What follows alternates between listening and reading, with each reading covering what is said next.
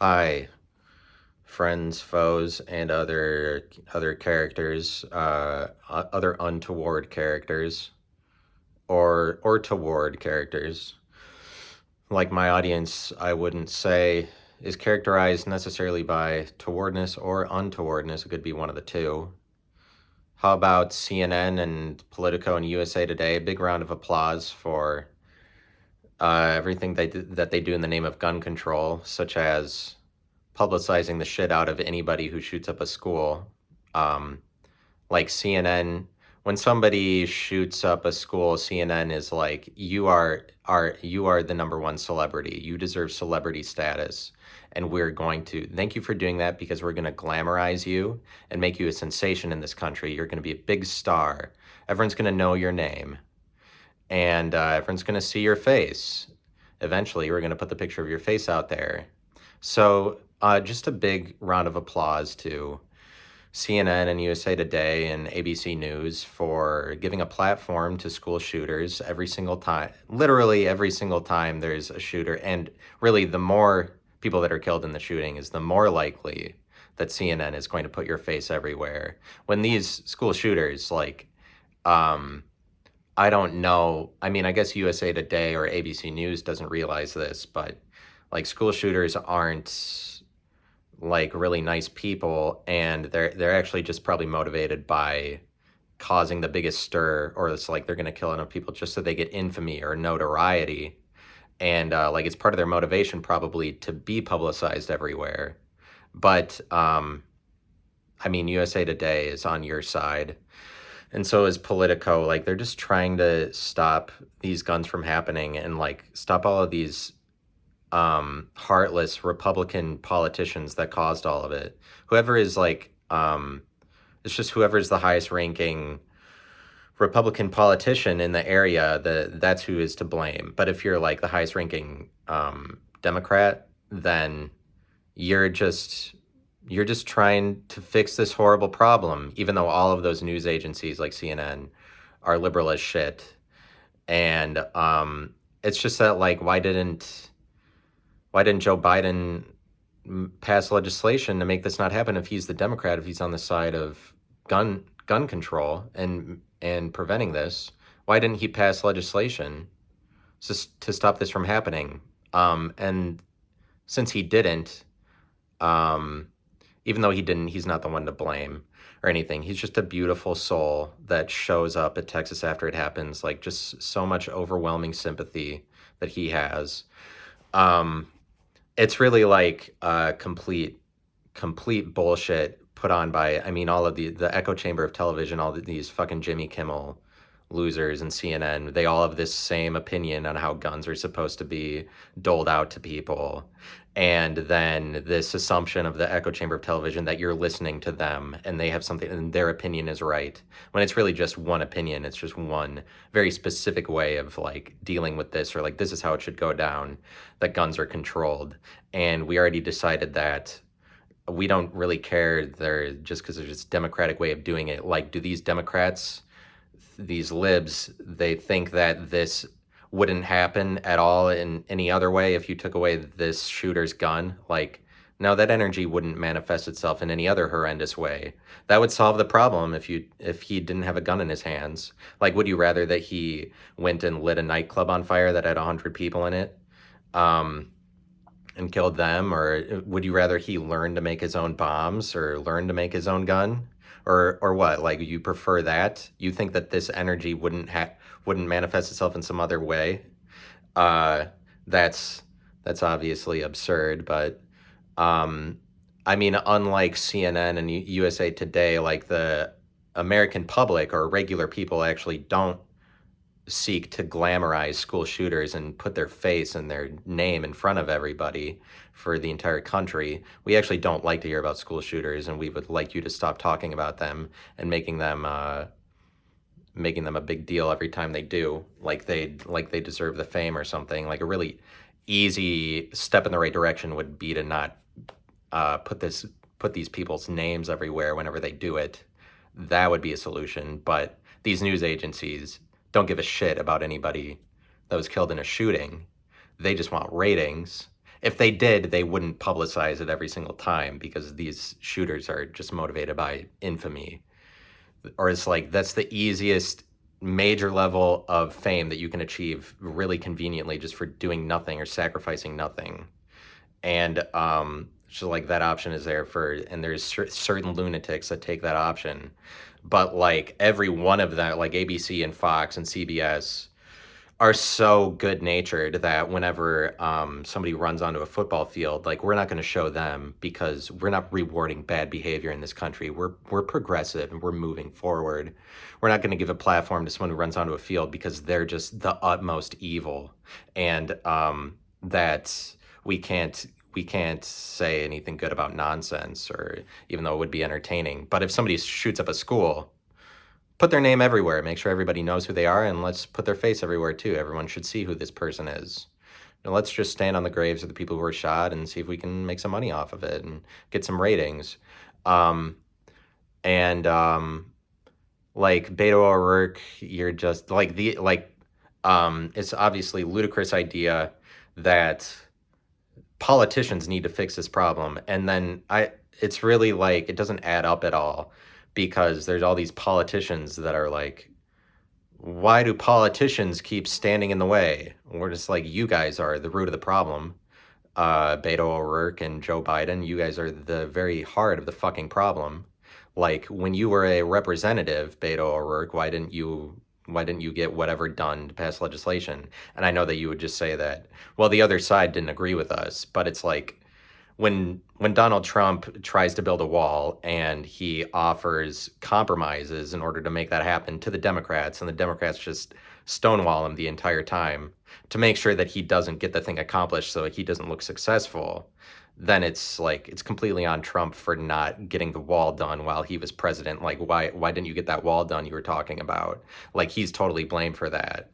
But that politicians are like, why are all these politicians are standing in the way, when it's like you guys are causing the problem. Like politicians need to pass legislation when you are politicians. It doesn't make any sense. This, in my mind, this recent school shooting is like when all those celebrities got together and they wrote that they're singing Imagine by John Lennon, as if them singing Imagine was going to heal the world or something. Politicians have that same self-righteousness that's based on nothing, because every politician is just full of hot air, and really the country is sick of hearing from politicians. And so stop coming in front of everybody and acting like we're very interested in what you have to say, because you have this same specific opinion that wouldn't help anything, and everyone decided it's just a competitive argument.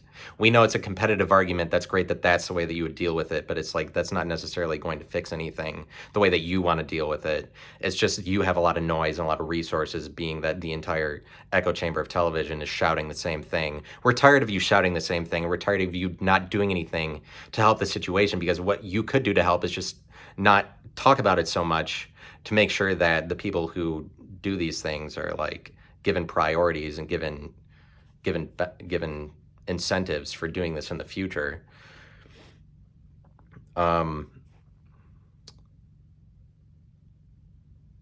It's preposterous. It's really a lot of bullshit, and it's really a bunch of nonsense, but there's a lot of bullshit and there's a lot of nonsense in the world. They decided that, you notice how, but it's just weird that like TikTok is becoming really liberalized, but all the social media platforms and all of their comment sections have just gone to complete shit, because every comment section is just somebody getting mad at people who are angry, or like anytime somebody is communicating anger, then that's not acceptable. You have to provide a concise answer. You can't communicate anger. Like people, there's just a lot of sentiment across all comment sections of all social media platforms that people are supposed to stay silent, or like don't talk, stop adding to the discussion. People like Bo Burnham promote these ideas, and it's hypocritical that he would, because his entire platform is based on him opening his mouth and saying his ideas. It's just kind of weird if you're a comedian or somebody with a platform that you would promote the idea of people need to talk less.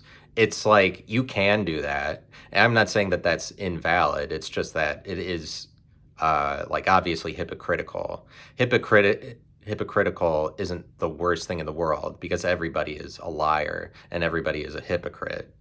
But it's hypocritical too. It's just that all of the comment sections on all the social media is filled with commenters of people saying like, you stop acting like you need to be heard.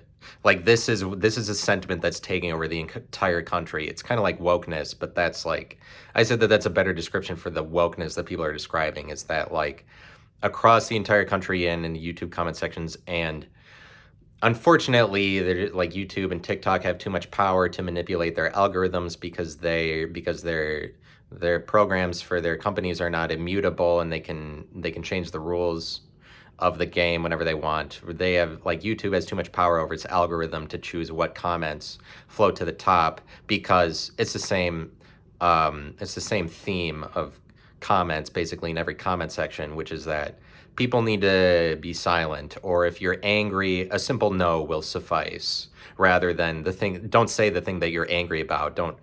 Don't get specific or original about what your real problem is. Like don't communicate your problems. Just say just say no, or just make sure that you sound nice and agreeable at all times. That's what it appears the world wants everybody to do, or it's like you're supposed to stay silent, like as if everybody is like we just need to all go to sleep, and it's a lot of hate, like stay silent, don't try anything, don't put your idea out there, don't be entrepreneurial. Elon Musk is the greatest evil that exists because he's trying to do new things. We shouldn't try to do new things because it'll just. I mean, I don't really know why. It's completely ludicrous argument. It's just kind of sentiment that is held by people who think that money isn't created, but that it is one giant pie, and the only money that there is money that's taken from somewhere else and then like recategorized. Like people who think that money isn't created because they're not looking at that intelligently. They're just hearing the word money and then screaming and running away. Like, oh, Elon Musk has billions of dollars. He must be doing evil things if he's trying to do it. And whatever he's making, since he has billions of dollars, it must be motivated by evil. Like people have this really stupid view of money. And it's just like the view that money isn't created because in reality, money is created, and this statistically is provable because the world GDP has gone up astronomically in the last 100 years. Or in other words, we're creating more money that didn't exist before. We're always creating more money because we're creating more things. But it's really like if you create something at all, this is something that previously didn't exist, and now it is eligible to redeem like currency of some kind, or like views, or currency in the form of views, or currency in the form of money, or likes. Like if you create something that didn't exist before, that is the only point at which it can generate money of some kind. And people don't like to say that this is true because then that would put them in a position to be more responsible or say the thing. But they're just like, let's attack anybody who puts anything out there. It's just the words of people who contribute the least. And that my problem is that it would appear that there's a lot of comment sections that are filled to the brim with people with the words of the people we shouldn't be hearing from. The people who contribute the least are the people who are the most afraid of money, who are saying, we shouldn't make anything because that just leads to financial inequality or something, when it's really like, it's better to create something that might generate money. Like if I make a podcast episode, then I do get listens for it, and I can potentially redeem it for money. But if I didn't make that episode, I didn't create that position, then there's no money that can be made off of it. But we're just specifying more and more functions. We're creating more positions. We're creating more. It's kind of like memories. We're creating memories, and it's like with the arrival of the internet, that that greatly aids the ability of money creation because the internet makes things more immutable, because we can put something on the internet, and if you put something on the internet, it's relatively more immortalized than if you didn't have the option of putting it on the internet. But it's like that something is recorded is a really important prerequisite for it possibly making money, is that it's like immutable and recorded, because we used to um I'm just talking about like memories. I want to talk about the connection between memories and money, because it's like really direct connection, but one that most people wouldn't speak to, or there might be some wariness to describe the connection between memories and money, because in reality, like, you can make money off of any memory you create, and it's really the case that you can make more money and you're benefiting the world if you are creating more memories. But not everybody makes memories. Not everybody like makes something on the internet, but people go and hang out with their friends, they make memories that way. It's just that the more memories that there are is the more money that is potentially there. Like, for example, when in baseball, if somebody hits a lot of home runs, they like, if you're a superstar in any sport, then you're creating more memories, relatively so, than the next closest athlete, or like other athletes that play it but that aren't stars, or ones that never even make it to the highest professional league. Like, people who make it into Major League Baseball, as opposed to that are just stuck in the minors like AAA or AA, those are the people that surface the best, or really that create the best memories, at least in the field of baseball. But if you're like a superstar in baseball, if you're Juan Carlos Stanton, you're somebody who hits the most home runs, then you create the most memories, and like, um you do the things that are most memorable for people that watch it either on TV or at the game. And like, you also make the most money off of it, like in terms of contracts. Like, if you hit the most home runs, those home runs are always more memorable than ground outs. And it's like, um and it has to do with like what you're doing in comparison to the average. Like, if you hit more home runs than what's typically expected of you, then you're creating more memories. But it's like, if you hit a home run, there is a lot more likelihood that people are going to remember that than a ground out. And it just kind of directly correlates to money, like in every situation. Even memory as a word for storage, on on a console or on a laptop, like, generally speaking, on a laptop, if it had the higher the memory it is like the more costly the laptop. Memory correlates to money in basically all situations. It's kind of like the biblical word for mammon, which is a word for material wealth.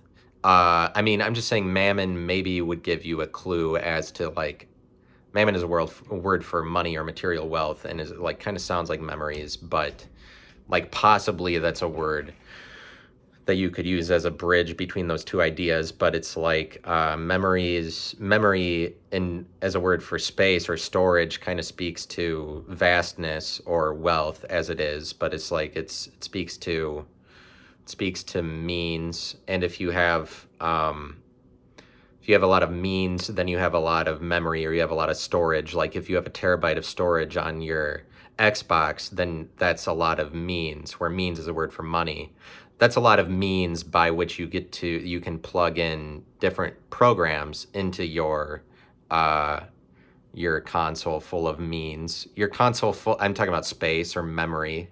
It's like means, because the more means you have by which you can store programs is the more means that you have. But it's also like, the more, if your Xbox holds a terabyte, or your iPhone holds this much gigs, then that iPhone is more expensive to buy. And it's like, the price you pay for it directly correlates to the means that you receive to store things. But means is like vastness or wealth that's generated. And if you're Juan Carlos Stanton, then you have more home runs. But like, home runs are kind of like currency that you're using. Like, you generate more home runs, you generate more memory, and Juan Carlos Stanton makes more money in terms of contracts as a result. But like, and what's important really about it though is that he's more memorable, like for highlights and shit like that, or just notoriety or branding, that people remember the name. That alone, your persona is going to generate a lot of money, and you only get that persona by hitting more home runs than what's expected of you. But like, it's like it's this whole like supply and demand thing, where if you're like, there's a really high supply of 30 home run seasons in Major League Baseball, like not a huge supply, like there's really high supply of 20 home run seasons in baseball. That's what's expected. That's like the average. But when it's like Sammy Sosa versus Mark McGwire in the late 90s in baseball, and they're like having 65 home run seasons, there is such a high demand for that, and that generates so many memories. Like, people remember that so much, and it's like this really big deal that generates so many memories because of the demand. The demand for a 65 home run season is really high because that never happens. Like, there's not a high supply of it. There's such a low supply that are like the demand for 65 home, but like anything like that, you hit home runs a lot, that's kind of currency you're using. As you, like, Sammy Sosa hits a lot of home runs, this is currency that he is able to redeem for higher contracts and money, because, and it's just like, it speaks to an ability to create memories. Like, your ability to create memories directly relates to the money that you make, and it's like it's like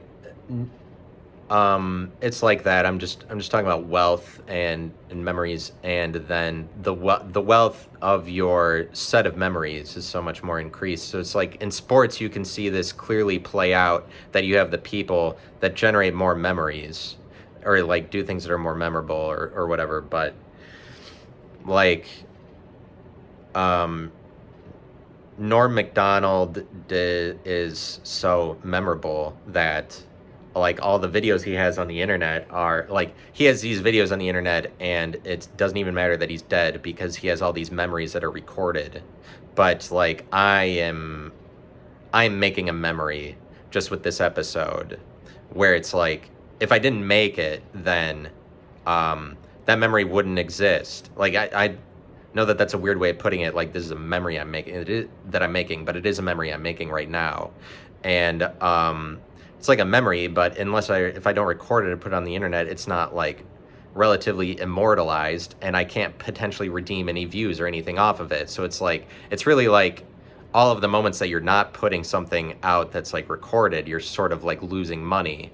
For example, if I go and do stand-up, like at an open mic, this is probably less valuable to me than recording a podcast episode and putting it on the internet, because it's not really redeemed if it's not recorded. It's just kind of a forgotten memory. But now that with the internet it's a forgotten memory if I do stand up and it's not recorded when I go and do an open mic.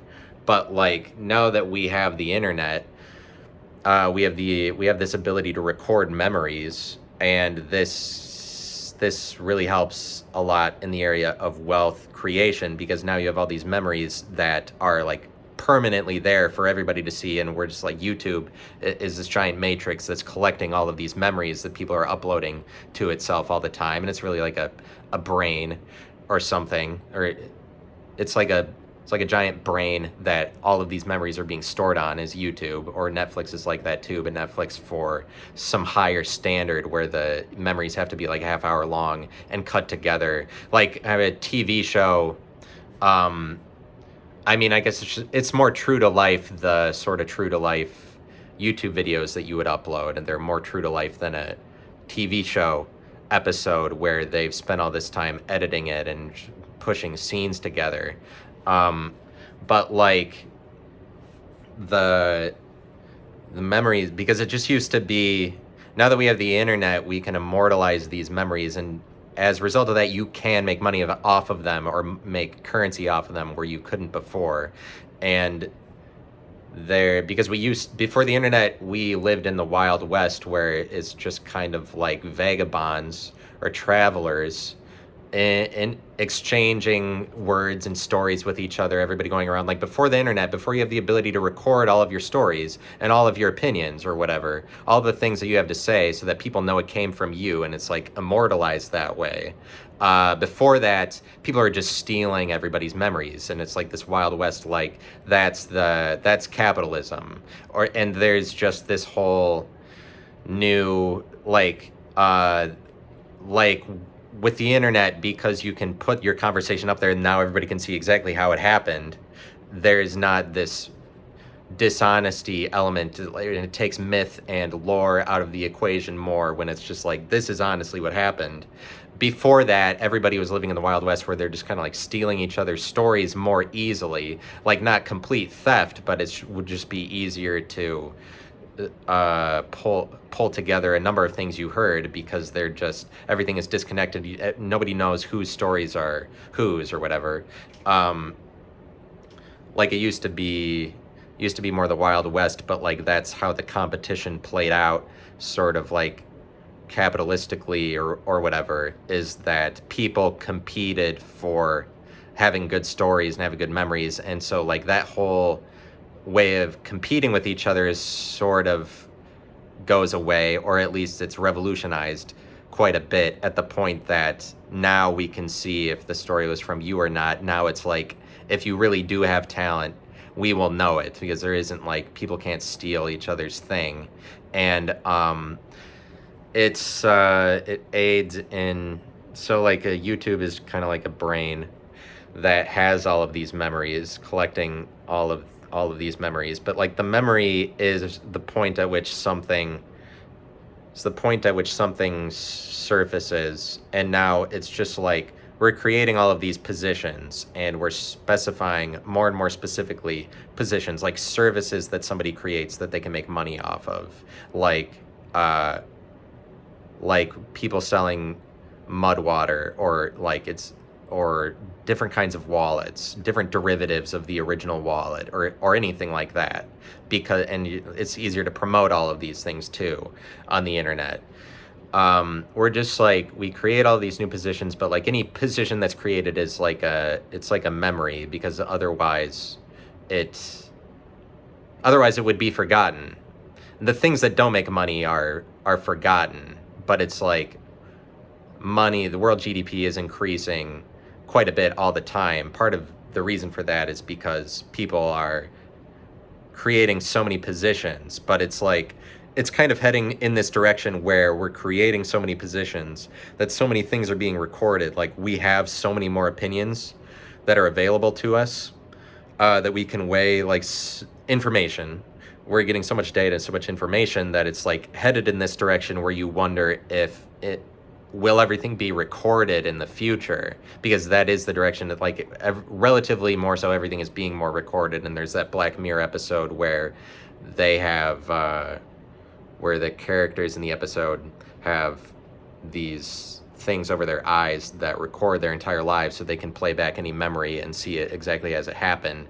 And so I think that that's something that futurists fawn over, or I've heard them describe it that way. It would sound as if the people who are really into robotics are talking about a world where everything will be recorded, and people talk about that just like the government is surveilling us, or it is already that way. But it isn't actually that way, that everything is recorded, because there's tons of shit that you or I do all the time that isn't put on the internet or whatever. But like, are we going to head to a world where everything is recorded? It seems like we're heading in that direction, but it's like that direction is basically the exact same thing as ubiquity of money, or proliferation of money, or mass memeing. Like once memeing has achieved synchronicity, has achieved like proliferation, but memeing is like a word for proliferation, that things are being made prolific.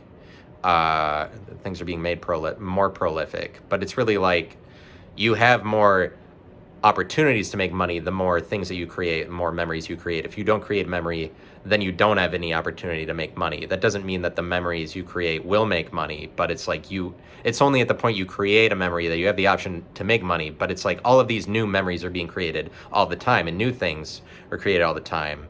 Time is changing. Time is new all the time because new generations are being born, and they're creating new phenomenons, and they are creating new music, and they're creating new everything. But there's kind of this tendency for people, like when they get older, that they think that things aren't being created anymore, but that's just them turning a blind eye to whatever the youth is doing. That youth is like creating things. So like there's a tendency to get old and then just say that nothing is being made anymore. I think is the case. But like if you asked somebody who's 20 now what their favorite music is, they would probably say like Juice World or something, or 20 other artists that you've never heard of if you're 29 or older, because music has changed in that way, where they're like the same way it always does. Whatever new generation, they like that music.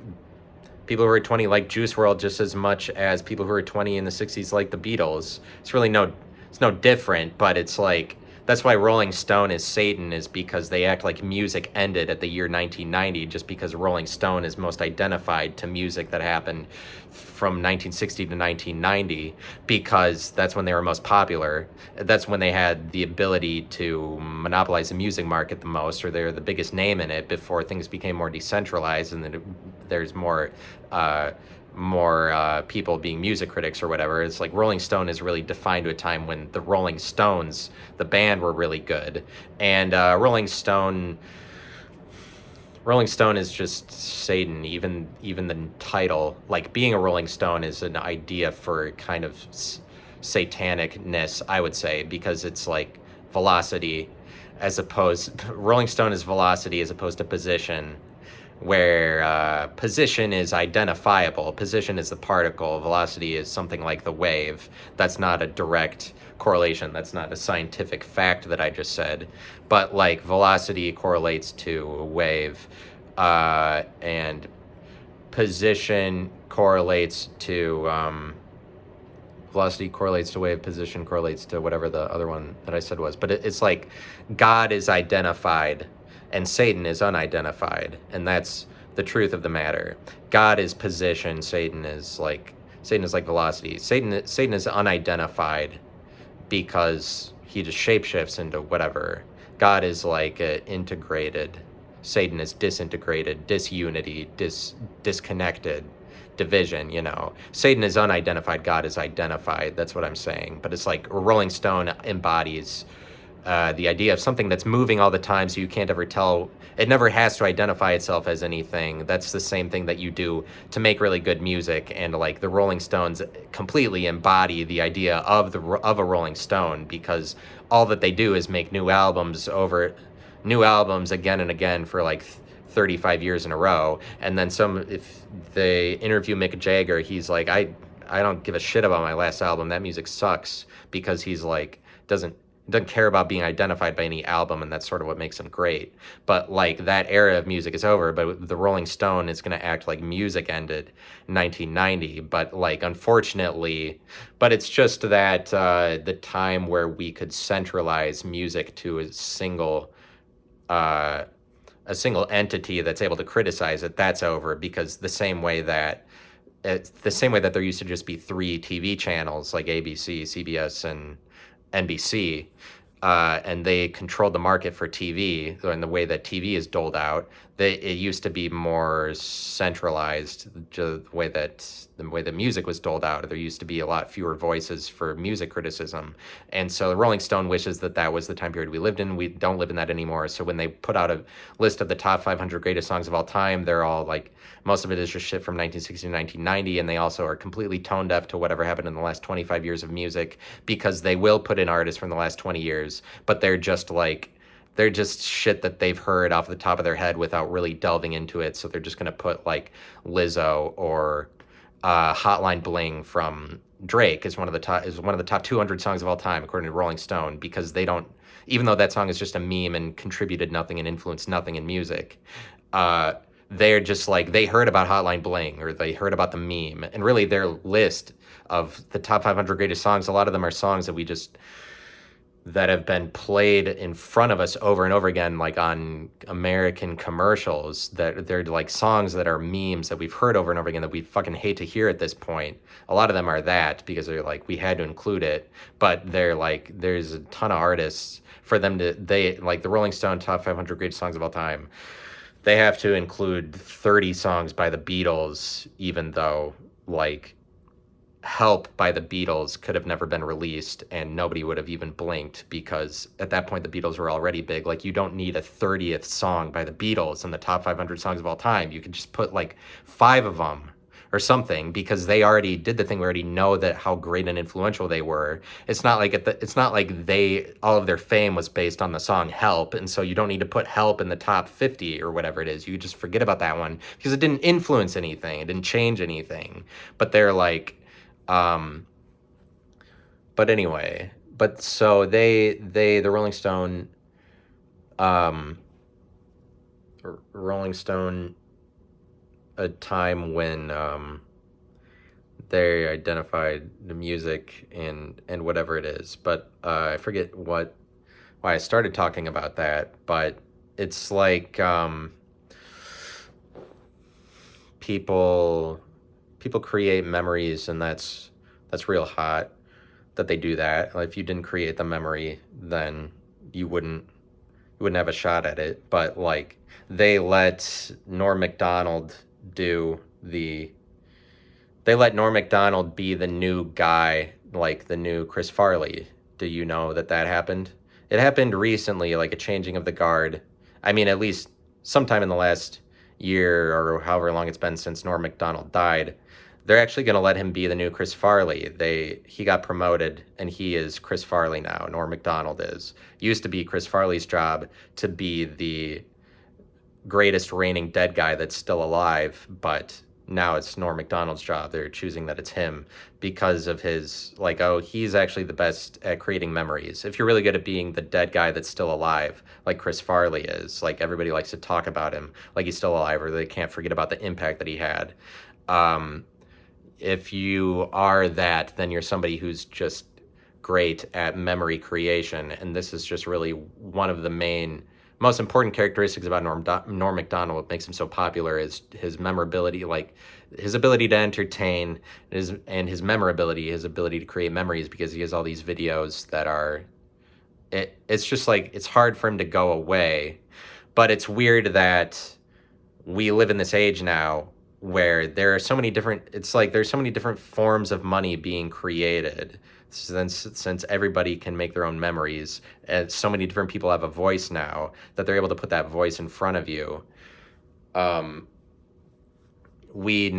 competition is, it's misguided to be afraid of money because you're just living in the Stone Ages, or you're voting.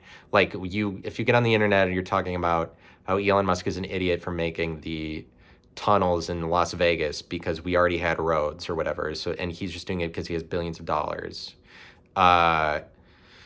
It's just like holding a view of money where you want money to be centralized or identified into major integrated entities like the Rolling Stone or CBS. So like you want it to continue to be that, rather than recognizing money to be what it is, which is that it is decentralized, like the way that time is. But we are bringing about a world where money is more decentralized because there's so many different voices creating things that can be monetized, that money is becoming like massively decentralized, or like currency is being created in all of these in so many different ways that it doesn't make any sense to continue to hold a view that people should be silent or not say that, not try to do things, because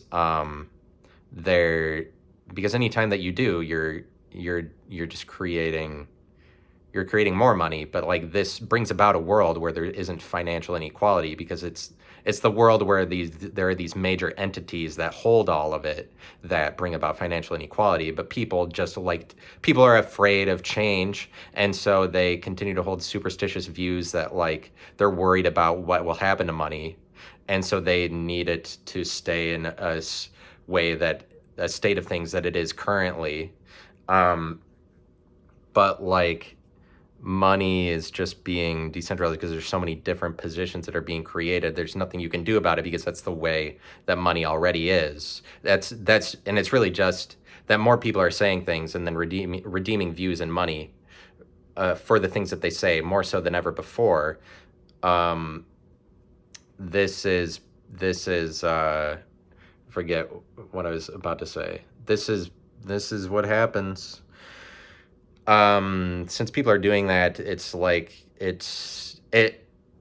it brings about the picture of money, how money actually is, because money is current, or it's currency, it's in motion all the time. Money is unidentified, really, and it's the same thing as time. And you would also go wrong to say that time should be centralized or identified, especially into like one figure, because this just makes it so that certain groups that this makes it so that certain groups who take up the mission of the single figure, for example, like Christ, that we named time all after Christ, if you then are the person you identify with Christ, then you're the person who reaps the benefits for that. All of time is collected into one centralized figure, or all of money is collected in one centralized figure. Like, for example, the way that Christians own 55% of the world's wealth, and then the next biggest wealth holding organized religion is Muslims at like 5.3%. That's because Christ is who all of time is named after. And the people who claim Christ reap the benefits of time being identified to one guy, where it's like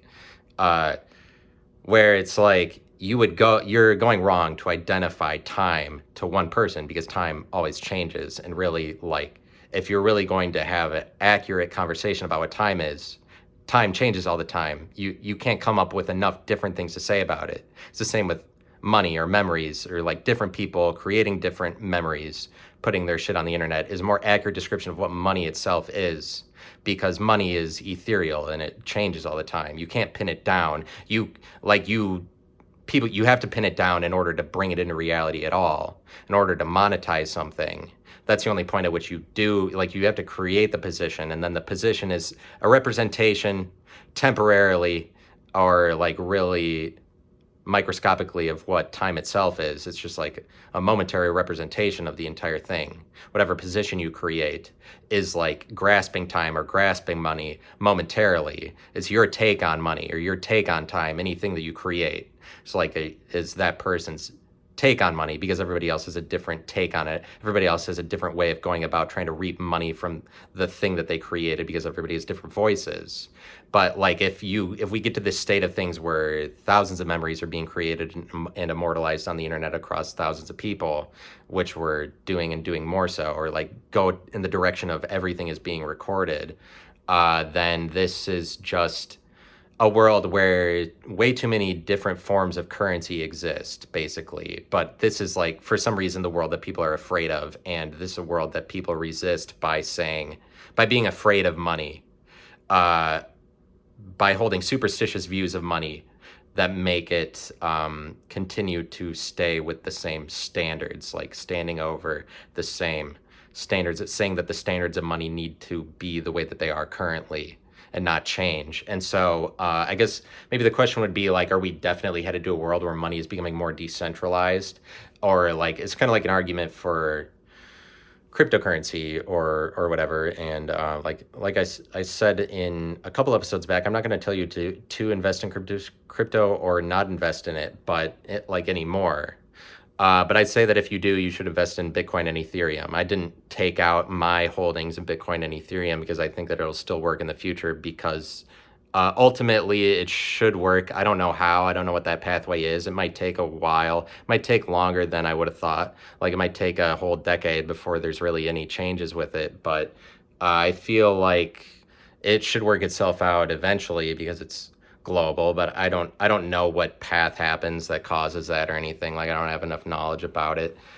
But it's really the case that we live in this age where the people that are dead have a voice, that, like, I have to compete with Norm Macdonald and Chris Farley, even though they've been dead forever, because they're generating whatever on the other side of the grave. Like, it's almost like the grave is becoming less of a barrier itself, because it's like nowadays people die. It's almost like they didn't even die if they were a prolific entertainer, that they have a lot of their content on the internet.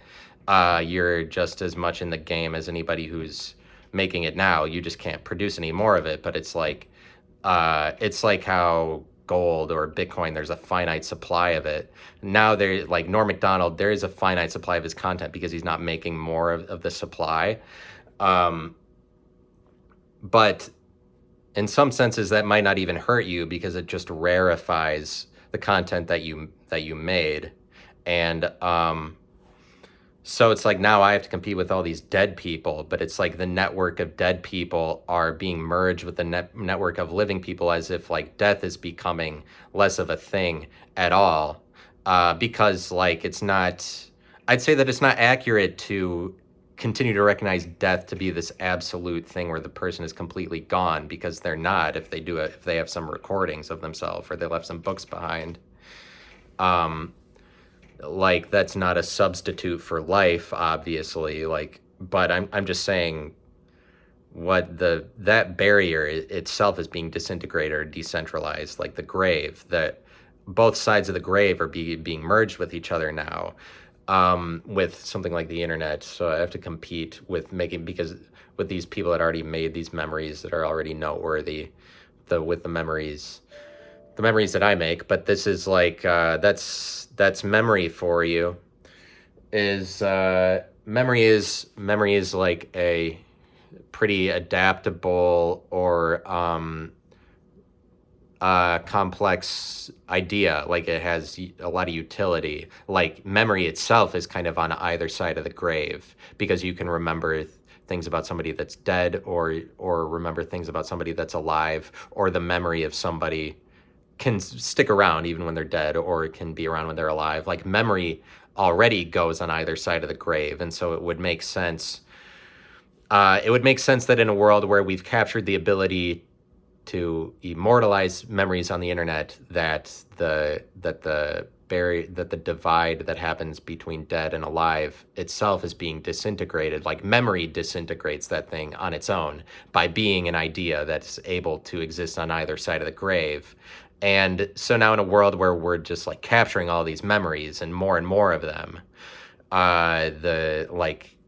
it just makes it more difficult to make maybe make a story out of death, or make it this really big thing for any one person, or like make it a big deal, like sensationalize somebody's death. Not to say that their like tragic deaths aren't horrible, but I guess, or anything like that. Not to say that the death of an individual, it's just kind of harder to immortalize any one individual just for like, yeah, not necessarily. There's just too much data and too much information on everybody. And so it's kind of like everybody is a little bit more living. So memory, since it hops on either side of the grave, memory is just this adaptable, important idea. I mean, because it's so much like money, and it's ethereal and it's nebulous, and it runs anywhere. It's in circulation a little bit, memories. I mean, if it is like money, if it's like means, you see how it's like means, how it's like storage. It has the ability to go everywhere or whatever, and it's kind of it's. So I'm just saying that it's an interesting idea, but Rolling Stone has this view of music, and they're like, music is good. It's almost like the era. It's like Rolling Stone does capture an era of music that is like, that is music as we see it. So it's like they are defining music entirely.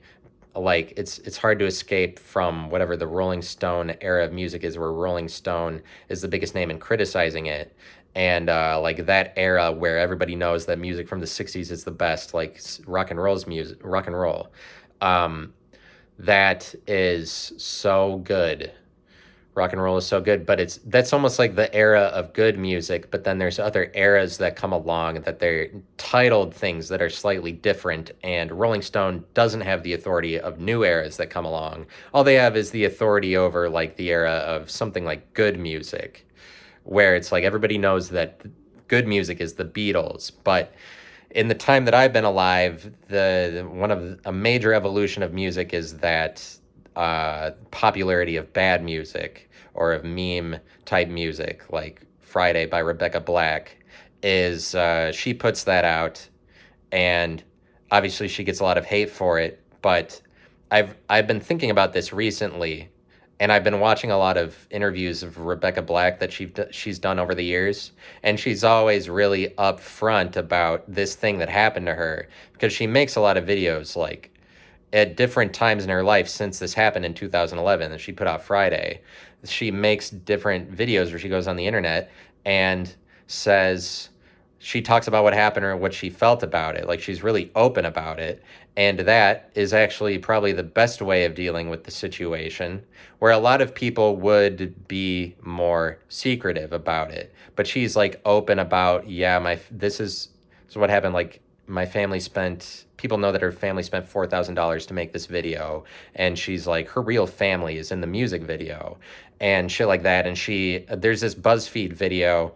I know BuzzFeed is bullshit or whatever, but it's this BuzzFeed video that BuzzFeed did where they're interviewing Rebecca Black like 1 or 2 years ago, and she just kind of goes in depth about her making this video and like that her friends that were in the video, she lost all of them after this happened, and like how her life went to shit, or like actually in the wake of this, or like how she lost friends. And I've watched that video a lot recently, and Rebecca Black still puts out music, and she's actually put out some decent pop songs recently. You'll think I'm crazy probably for saying that they're decent, because it's hard to be open-minded about Rebecca Black. Anybody looks at any of the songs that she puts out, even if they're recent, she's put out songs in the last year, and for like every year for the last 10 years basically. And it's like anybody would be like, well, we get to write you off because you're Rebecca Black. But what's actually the case is that it's kind of like if she shows up somewhere, she's the biggest star in the room. I watched her do this thing where she was singing for one of these bullshit shows that's kind of like The Voice, but some knockoff one where Meghan Trainor was a host. I don't know if she was a guest host or she's always a host. Meghan Trainor, who sings All About That Bass. She's a host of this bullshit knockoff The Voice show that there's like 100 of these singing competition shows, but they had Rebecca Black on as a contestant.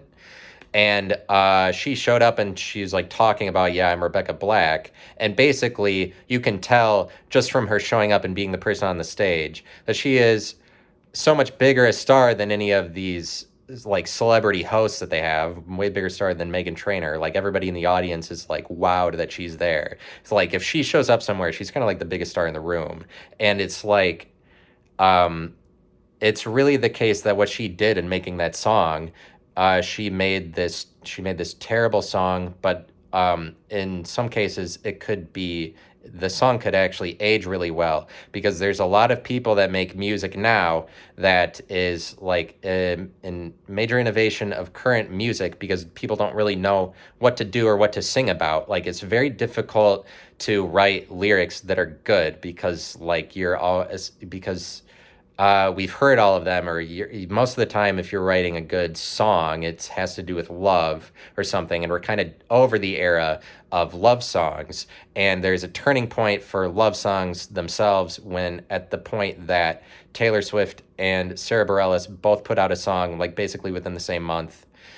Sarah Bareilles had a song called Love Song. Taylor Swift has a song called Love Story, and they both are major hits. That's because America is ready to process just like collecting all of the abstraction of like, why do we care about love songs? Like at the point that you point that out by saying like, this is what love is about, or like love stories, even in movies or songs, like Taylor Swift makes that song. And she's just talking about like, well, to summarize up all of this, we're making love songs, because there has to come a point where somebody does that, where they're like pinpoint, okay, this is just the bullshit of like Romeo and Juliet. And really in the love story era, that's kind of a turning point at which love songs we're on the precipice of making that era come to an end. And maybe that era started off with something like William Shakespeare, because it's probably the case that William Shakespeare comes along, and the reason Romeo and Juliet is so popular is because people hadn't really put it together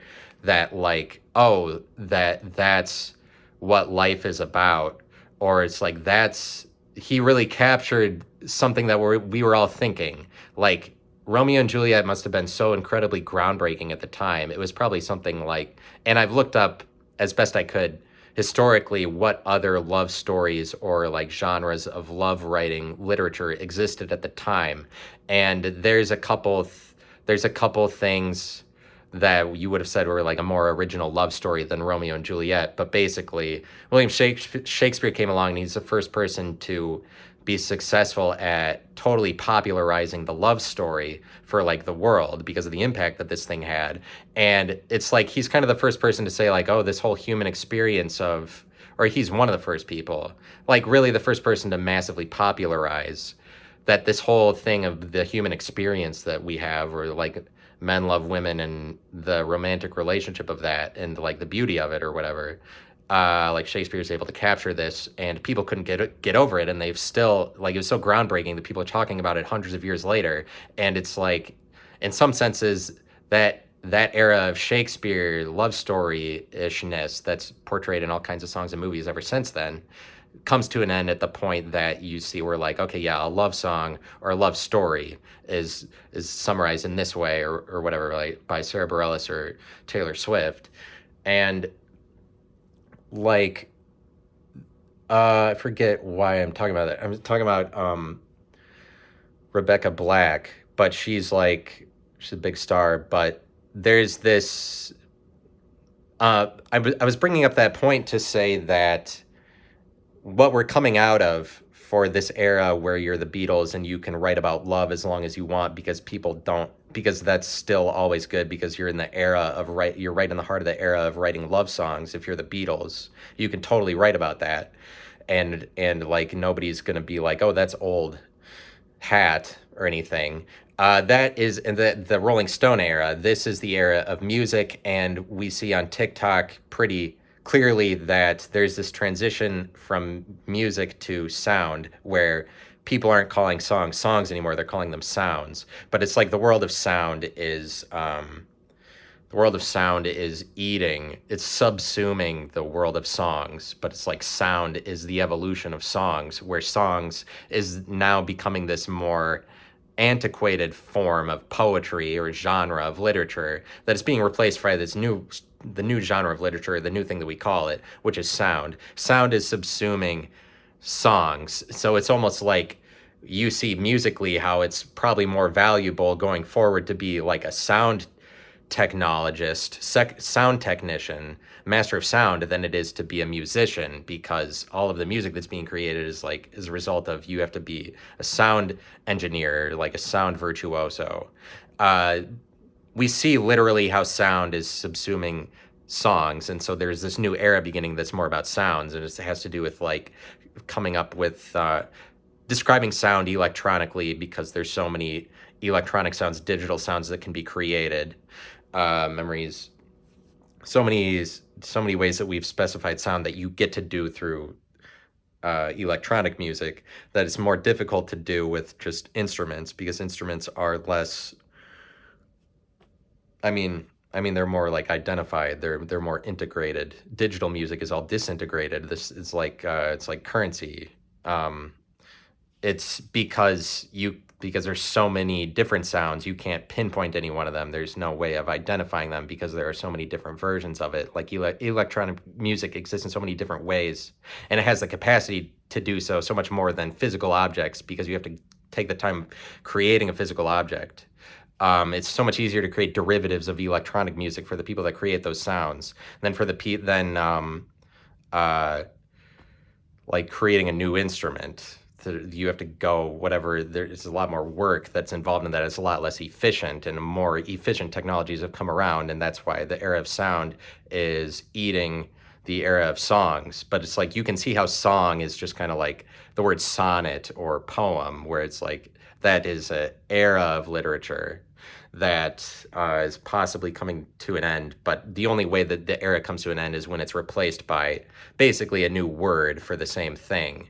But the new word for the same thing does bring about variation in what you're describing, definitely. But sound consumes songs because sound has more utility. It's more vast, has more means. But in other words, it's like has a greater ability to make memories because of how many different kinds of versions of sounds there are in comparison to songs. It's more difficult to create a song, but a song is just more characterized by sing-songiness, and in a lot of senses, like love songs. The era of songs more characterized by love songs. But there's this push in the era of sound that's replacing the era of song, where the lyrics are kind of more like straightforward, because a song you get to be more sing-songy or cryptic about it, if you will. But there's a lot of low-level music makers that it's kind of like, for a lot of people right now, writing a good lyric means just writing something that's very plain or straightforward about your life. Like, and it can be as obvious or as stupid.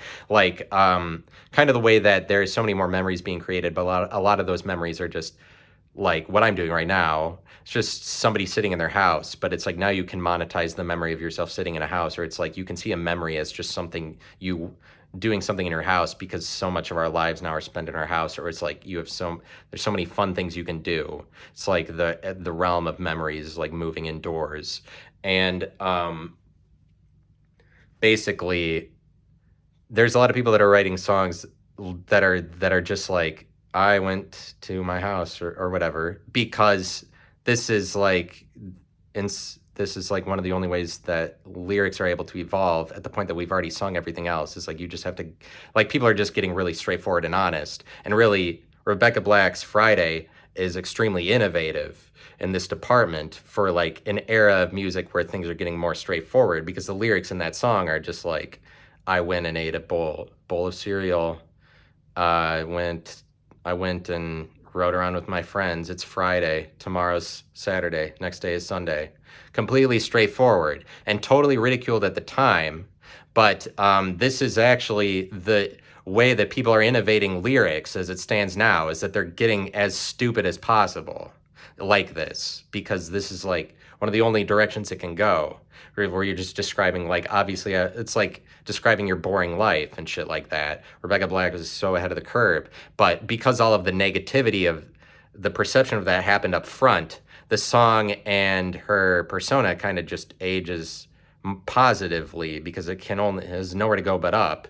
And it, like, I'm not saying that she's like about to make a comeback or anything, but she, like, it's like she actually makes pretty good choices from what I've seen about album art covers that she chooses, and like titles for things, and lyrics that she writes. And she writes all of the lyrics because she has this major chip on her shoulder that she has to prove herself musically, because everybody thinks she's a farce all of her entire life. And so she has to write all of her own songs, and she does, and she actually writes lyrics that are decent, but like she's been through the fire so much or whatever. It's just interesting that like at this point you wouldn't even be able to tell that that song was bad, but like all this hype to tell her that she's a shitty artist, when how many people are able to generate 100 million views off of a song in like immediately, within a few weeks, within a couple months? Basically nobody. And the point that I'm making is that I think that Rebecca Black is actually a star, regardless of all of the negative criticism. Like, you can kind of just forget about the negativity that's associated with her, because what would you call it besides that she's a star if she's generating 100 million views with just this song about obviosity and bullshit? I really don't think very many people could pull that off. It takes somebody like her. I think maybe she has a natural quality where and it comes through in the video, where she is like sort of joking about her. She's like has a good attitude about it, and it seems like what she describes it in interviews that she knows that she felt like it was stupid at the time or whatever. But like, I'm just saying that it's interesting that um, I'm saying that something is interesting, but um, the memories, like someone like her becomes really memorable, is part of the reason why she's such a big star. Or it's like at this point, it's kind of like she would be the biggest star, like the most interesting person, but you already see her ability to create a memory off of something stupid, like because I guess a lot of people would think that anybody could have pulled that off because anybody can make bad music, but it's like I really don't think that that's the case. I think you have to have the right attitude, you have to sell it the right way, or you have to choose that. She also chose that song over another one because the first song that the company sent to her, she was like, she didn't choose it because it didn't apply to her life. And it's just that you see her ability, like how memorable is that thing? Basically, everybody who saw that will remember it for the rest of their lives. So they'll know that that song exists. Like, how do you create a memory that powerful?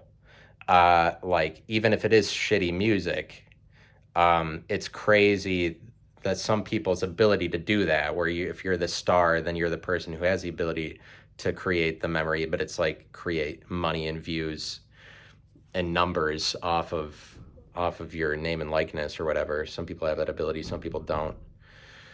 And yeah, memories. So many memories. And